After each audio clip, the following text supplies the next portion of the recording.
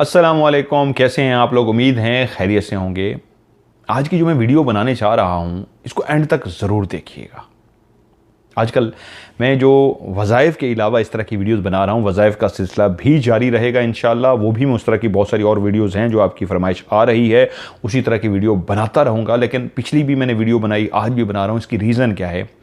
ज़िंदगी में सिर्फ वजीफ़ा नहीं पढ़ना, किरदार को कैसे बनाना है, मोहब्बतों को बांटना है, नफ़रत को ख़त्म करना है, अल्लाह की मखलूक के काम आना है, हकूक़ुल इबाद पूरे करने हैं, अच्छे किरदार का मालिक बनना है, तब ज़िंदगी की तमाम ख्वाहिशात को आप पूरा कर सकते हैं। अब बहुत सारे लोग मुझे कहते हैं हमारे ऊपर बहुत ज़्यादा परेशानियां हैं, दुख हैं, मुसीबतें हैं, मुसीबतों से, टेंशनों से लड़ते लड़ते लड़ते हम तो परेशान हो गए हैं। उनके लिए ये तहरीर एंड तक ज़रूर सुनिएगा, बहुत खूबसूरत लगी मुझे। मैंने भी इससे सीखा, इस तहरीर से। तो आज इस तहरीर को पढ़ना चाहूँगा, आपको भी बहुत कुछ इससे सीखने को मिलेगा। बहुत ज़बरदस्त तहरीर है। जापानियों को ताज़ा मछलियाँ बहुत पसंद हैं, लेकिन जापान के करीब के पानियों में कई दहाइयों से ज़्यादा मछली नहीं पकड़ी जाती। लिहाजा जापानी आबादी को मछली खिलाने के लिए माहीगीर कश्तियाँ बड़ी होती गईं और पहले से कहीं ज़्यादा दूर जाने लगीं। ताज़ा मछलियाँ उन्होंने खानी है, पानी दूर है, तो अब दूर दूर वो जाने लगे हैं माहीगीर मछलियाँ पकड़ के लाएं और जापानियों को फ्रेश मछली खिलाई जा सके। माहीगीर जितना दूर गए, मछलियों को पकड़कर वापस लाने में उतना ही ज़्यादा वक्त लगने लगा। इस तरह साहिल तक बासी मछली पहुंचने लगी। दूर गए थे, जब तक वापस आए 2, 3, 4 दिन, 5 दिन में मछली बासी हो गई। मछली ताज़ा नहीं थी और जापानियों को जायका पसंद नहीं आया बासी मछली का। इस मसले को हल करने के लिए फिशिंग कंपनियों ने अपनी कश्तियों पर फ्रीज़र लगाए। बड़ी बड़ी जो कंपनियां थी जो मछलियां पकड़ती थी, उन्होंने अपनी अपनी कश्तियों पे फ्रीज़र लगवा दिए। वो मछली को पकड़कर समंदर में फ्रीज़ कर देते, फ्रीज़र में।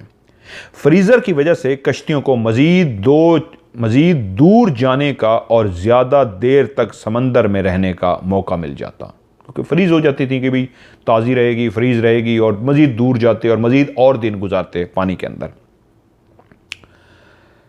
ताहम जापानियों को फ्रोज़न मछली का जायका भी पसंद ना आया। ताज़ा का एक जायका और होता है, मैंने खाई हुई है, शिकार करके मछली का शिकार किया, पकड़ी, पका के खाई, उसका जायका ही और होता है। और फ्रीज़ की हुई हो तो उसका जायका वो नहीं होता जो ताज़ा मछली का होता है। कोई गोश्त का अंदाज़ा लगा लीजिए, चिकन फ्रीज़र में रखा हो, उसको पका के देखें और ताज़ा गोश्त बनवा के चिकन का देखें, उसका टेस्ट ही डिफरेंट होता है। आगे चलते हैं। अब उनको फ्रीज़ की हुई मछली का जायका भी पसंद नहीं आया, तो माहीगीर कंपनियों ने फिश टैंक लगाए। मछलियों के लिए बड़े बड़े टैंक लगा दिए कश्तियों के अंदर। वो मछली को पकड़ लेते और टैंकों में भरकर जिंदा ले आते। बड़ा सा एक टैंक रखा होता, मछलियां पकड़ते जाते और टैंक के अंदर डाल देते। भी पानी के अंदर तैरती रहेगी, ताज़ा रहेगी, और जब वहां पहुंचेगी तो फ्रेश मछली होगी। ताज़ा खाने के शौकीन है, ताज़ा मछली मिलेगी, टैंक में पानी था। मगर थोड़े वक्त के बाद मछलियां सुस्त हो जाती हैं। आप आर्टिफिशियल पानी बना के एक टैंक, मछली तो समंदर में कहां कहां दौड़ती फिरती है, टैंक कितना बड़ा होगा, और उस टैंक में कुछ 1-2 दिनों के बाद मछली इधर उधर फिरती तो सुस्त हो जाती। उसको पता लग जाता मैं कैद हो चुकी हूं, ज़्यादा दूर इधर उधर नहीं जाती, किनारा आ जाता है लोहे का, क्योंकि टैंक था, तो इसलिए सुस्त पड़ जाती। और यूं सुस्त मछली भी ताज़ा ना रहती, उसका जायका भी वो ना होता जो ताज़ा एक्टिव मछली का होता है। ये ऐसी ही मिसाल है जैसे आप देसी मुर्गी जो भागती दौड़ती फिर रही है उसको खाएं, उसका टेस्ट ही और होता है, उसका शोरबा और होता है। और फार्मी मुर्गी जो भागती नहीं है, एक जगह पे बैठी रहती है, उसका टेस्ट ही कुछ और होता है। अब वो मछलियां सुस्त हो जाती, भागती शक्ति नहीं थी, तो समझिए वो भी ताज़ा ना रहती, जायका वो ना आता। अब मल्टीनेशनल कंपनियां थी, बड़ी बड़ी कंपनियां थी, उन्होंने ये बिजनेस करना था, जापान में मछली को बेचना था, और जापानियों को मछली पसंद नहीं आ रही थी। जो छोटे छोटे माहीगीर ताज़ी पकड़ के ले आते वो तो बेच देते। बड़ी कंपनियां आप चाह रही थी हमारा काम चले और हमारी मछलियां खाई जाएं, लेकिन वो अब ताज़ा नहीं ला पा रहे थे, क्योंकि दूर जाना पड़ता था समंदर में। क्योंकि मछली जो होती टैंक में होती थी कई दिन तक हरकत नहीं करती थी, इसलिए ताज़ा मछली वाला जायका खो जाता। माहीगीरों की सनत को एक आने वाले बहरान का सामना करना पड़ा, लेकिन अब इस बहरान पर काबू पा लिया गया। और वो कैसे? और ऐसा काबू पा लिया गया कि उस मुल्क में एक अहम तरीन तिजारत बन के उभरा, कि बेहतरीन कारोबार हो गया। जापानी फिशिंग कंपनियों ने इस मसले को कैसे हल किया, वो जापान में ताज़ा जायके वाली मछली कैसे हासिल करते हैं। मछली के जायके को ताज़ा रखने के लिए जापानी माहीगीर कंपनियों ने इस मछली को टैंकियों में डाल दिया। जैसे पहले वो टैंक रखे हुए थे, उसी में मछली पकड़ी और उसको टैंक में डाल दिया, लेकिन अब वो हर टैंक में एक छोटी सी शार्क को भी शामिल रखते हैं। शार्क मछली जो मछलियों को खाती है, उस टैंक में एक शार्क मछली भी डाल देते। शार्क कुछ मछलियां खा जाती, लेकिन ज्यादातर मछलियां इंतहाई रवां दवा मुतहरक हालत में रहती हैं। डर की वजह से शार्क हमें खा ना जाए, उसके खौफ से वो इधर उधर भागती रहती, सुस्त ना पड़ती, जायका ताज़ा रहता। मछलियों को शार्क से खतरा रहता है, वो इस वजह से मुतहरक रहती और सेहतमंद हालत में मार्केट तक पहुंचती हैं। वो अच्छी कीमत पर फरोख्त होती हैं। खतरे का सामना उन्हें ताज़ा दम रखता है। मछलियों को खतरे का सामना उन्हें ताज़ा दम रखता है। इंसानी फितरत भी मछली से मुख्तलिफ नहीं है। एल रॉन ब्यार्ड ने 1950 की दहाई के अवाइल में मुशाहिदा किया, इंसान सिर्फ एक मुश्किल माहौल की मौजूदगी में अजीब तौर पर काफ़ी गर्व और तरक्की करता है। जॉर्ज बर्नार्ड शॉ ने कहा, इत्मीनान मौत है।